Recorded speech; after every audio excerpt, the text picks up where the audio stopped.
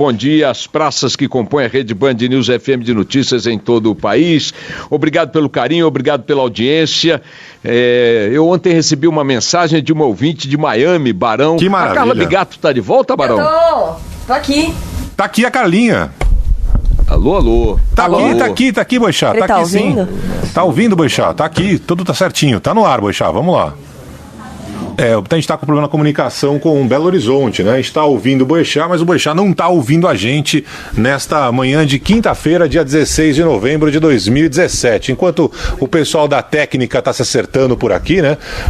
Boixá, a gente tá com a comunicação. Vamos lá, Boixá, tá ouvindo agora? Da ouvinte de Miami. Carla Bigato, bem-vinda. Obrigada. Sua volta aí. Bom, recebi uma mensagem de um ouvinte de Miami reclamando que eu não cito a cidade na abertura do programa todos os dias. É um absurdo mesmo. Citando Tampa e Orlando. Cadê Miami? Que também tem muitos brasileiros aqui em Miami. Daqui a pouco eu vou achar o nome da nossa ouvinte para poder mandar um abraço especial para ela. Então, bom dia para Tampa, para Miami, para Orlando, para Manaus, para João Pessoa, para Fortaleza. Bom dia, Belo Horizonte, que eu estou aqui na capital mineira maravilhosa. Bom dia para Salvador, para Brasília, para Vitória. Bom dia, Rio de Janeiro, Porto Alegre, Curitiba, São Paulo. Faltou algum?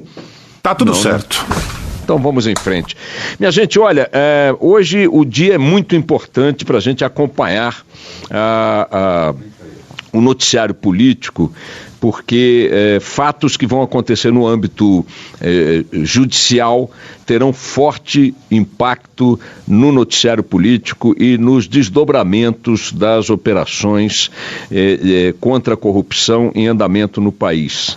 O Tribunal Regional Federal da 2ª Região, com sede no Rio de Janeiro, vai julgar o pedido de prisão, vai apreciar o pedido de prisão formulado pela Procuradoria-Geral da República contra os deputados Jorge Pisciani, Paulo Melo e Edson Albertassi.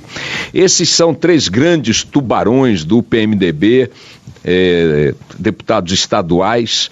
O partido atua e forma uma quadrilha com grande poder no estado do Rio, o 2º estado em importância econômica do país, ex-capital da República, capital do Império, capital da colônia, cidade que é a porta de entrada do turismo internacional e, sem dúvida, a cidade brasileira com maior visibilidade fora do Brasil. Portanto, é uma vitrine do que acontece por aqui. Esses 3 tubarões que integram a máfia do PMDB, comandada pelo hoje presidiário Sérgio Cabral, que também teve forte influência do hoje presidiário Eduardo Cunha e que ainda tem solto no comando do Estado, espero eu, o futuro presidiário Pezão, governador do Rio. Esses 3 deputados tiveram pedido de prisão solicitado pelo Ministério Público Federal nas últimas horas, anteontem, em função de uma operação, a Operação Cadeia Velha, que expôs e está investigando a ação da quadrilha dos ônibus, fortemente articulada, com a movimentação de milhões e milhões e milhões de reais em propinas no ambiente legislativo e executivo do Estado do Rio, num modelo de operação que se repete em muitos outros estados, em muitas outras cidades, onde as empresas de ônibus atuam num ambiente de plena promiscuidade com esses outros setores que decidem tarifas, setores que decidem concessões de linhas, setores, enfim, que regulam serviços dos quais você, cidadão e cidadã, dependem todos os dias. Essas figuras, esses tubarões, esses mafiosos, eles não foram presos ainda porque o Tribunal Regional Federal ainda não apreciou o pedido de prisão da Procuradoria-Geral da República, coisa que deve fazer hoje. E há uma movimentação que até o jornal O Globo denuncia hoje, numa reportagem do Jefferson Ribeiro e do Marcelo Remígio, que a Assembleia Legislativa, com os demais parceiros morais dessa trinca de corruptos, já articulam convocar uma sessão extraordinária em menos de 24 horas, depois da decisão do Tribunal Regional Federal do Rio, caso os desembargadores federais mandem prender Jorge Pisciani, Paulo Melo e Edson Albertassi, para tornar nula a ordem de prisão. Então vejam o grau de ousadia e de articulação que está acontecendo na política do Rio de Janeiro, que é um retrato do que acontece na política do país e que só não vai acontecer, ou talvez só não aconteça, se a pressão popular, se a reação da sociedade, da mídia, enfim, de todos os outros setores que puderem se mobilizar, fizerem uma barreira, um obstáculo que não possa ser ultrapassado pelo poder e pela articulação desaforada da classe política do Rio de Janeiro, dominada, repito, por uma quadrilha formal, tentacular, que é o PMDB do Rio de Janeiro, que não difere em medida expressiva do PMDB do Brasil inteiro. Vejam que quando a gente diz que algo como isto pode acontecer, ou seja, um tribunal determinar a prisão de figurões da máfia política e os seus aliados na máfia política reverterem essa decisão da justiça em menos de 24 horas, que é o que está sendo articulado no Rio, a gente não está diante de um panorama que pareça tão estranho ou que seja tão estranho assim na realidade nacional em relação à corrupção. O ex-governador do Mato Grosso do Sul, por exemplo, o André Pustinelli, foi preso com o filho dele, o Andrezinho, também há menos de 2 dias, por envolvimento em casos, em operações de corrupção, que desviaram 235 milhões de reais para os cofres da máfia por ele operada no Mato Grosso do Sul. Pois menos de 48 horas depois, os dois, o ex-governador e o filho, já estão soltos sequer com o uso de tornozeleiras. Desta vez foi o próprio Tribunal Regional Federal da Terceira Região, com sede em São Paulo, que lhes concedeu liberdade com essa velocidade astronômica. O sistema prisional brasileiro está cheio, lotado, milhares de presos que não conseguem apreciação de seus apelos, seus pedidos, suas progressões de pena ou seus julgamentos, mas estes figurões da política, estes figurões das máfias que dominam o Brasil, conseguem benefícios com uma rapidez astronômica, ou deles se libertam também, dos castigos se libertam também com velocidade idêntica. Eu fico me perguntando, Barão e Carla Bigato, se o Pustinelli foi solto 24 horas depois, a despeito do escândalo de que está sendo investigado, de duas uma.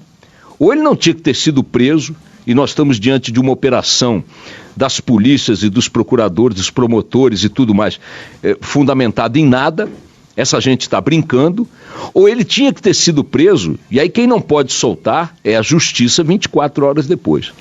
Porque esse tipo de ida e vinda, diante de cifras tão escandalosas, afronta a população. Um cidadão que está agora na fila de um hospital, está correndo atrás de um emprego, que está atolado atrás de dívidas, correndo atrás de prejuízos e tudo mais, dentro do ônibus, dentro do trem, esse cidadão não consegue fechar um raciocínio aceitável diante desses episódios, do que está acontecendo no Rio, do que acontece em Mato Grosso do Sul. Agora saiu a notícia, deputados caçados por corrupção, caçados pela própria Câmara por corrupção, por bandalheiras, continuam recebendo salários que vão de 8 a 23 mil reais por mês. Os 2 maiores salários são pagos a Roberto Jefferson, do PTB, figura central no caso do Mensalão, que vai todo dia para a televisão para arrotar moral e bons costumes nas campanhas do PTB, partido dele, e o outro, Pedro Correia, deputado caçado, está preso por corrupção apurada pela Lava Jato. A Câmara dos Deputados paga a essas figuras condenadas, caçadas por ela própria, 23 mil, 24 mil reais por mês. Você vai para a reforma ministerial que o Temer está preparando, e os jornais hoje noticiam que a reforma está sendo cirurgicamente montada para evitar que os deputados, ou os ministros, melhor dizendo, investigados pelas operações contra a corrupção, permaneçam nos seus cargos para preservar o foro privilegiado. Ou seja, não é uma reforma ministerial montada para recompor bases parlamentares ou para ajustar programas de governo, programas nacionais, ajustes de programas partidários. Não é uma reforma política, é uma reforma policial. Os ministros inamovíveis são e continuarão sendo os ministros que podem ser atingidos por investigações de corrupção, ou já estão atingidos por elas, mas que precisam do foro privilegiado que o cargo de ministro concede, porque assim entende o presidente da República. Pelo amor de Deus, isso é uma loucura. Quem é que está suspeito aí de ter roubado o cofre da viúva? Eu. Então você não vai ser demitido. Esse é o padrão. Então vejam, Rio de Janeiro, Mato Grosso do Sul, Brasília, Câmara dos Deputados, e por aí você vai.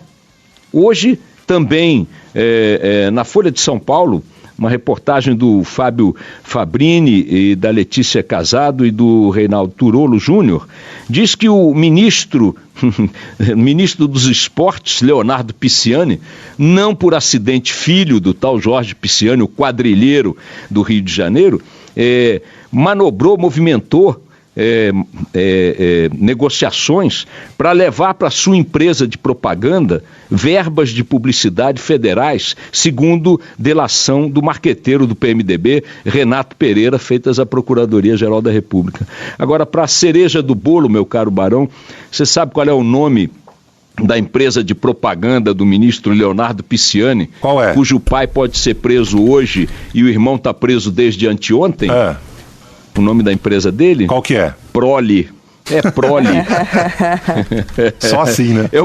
É uma empresa predestinada, é uma maravilha. Minha gente, olha, é muito importante que a gente continue botando a boca no trombone, gritando, berrando, porque o quadro que está se desenhando no Brasil lembra muito aquela tirada do escritor italiano Giuseppe di Lampedusa, né, em que ele disse, talvez com outras palavras, né, que tudo precisa mudar para continuar rigorosamente no mesmo lugar como está, tá certo? É isso que parece estar se configurando por aí. Vejam que todos esses exemplos que eu dei são exemplos de grandes movimentações que indicam a possibilidade de grande alteração no cenário, reforma ministerial, pedido de prisão, operação policial, denúncia de delator, não sei o que e tal, e que, no fundo, quando você espreme, o resultado disso aí é que tudo ficou no mesmo lugar. As figuras continuam soltas, as figuras não são presas, as figuras continuam ministros, as figuras continuam mandando, as figuras continuam intocadas e recebendo salários da Câmara dos Deputados. No Brasil, tudo precisa mudar, ao contrário do que preconizou Lampedusa, para mudar mesmo, porque do jeito que está, não dá. Vamos nessa.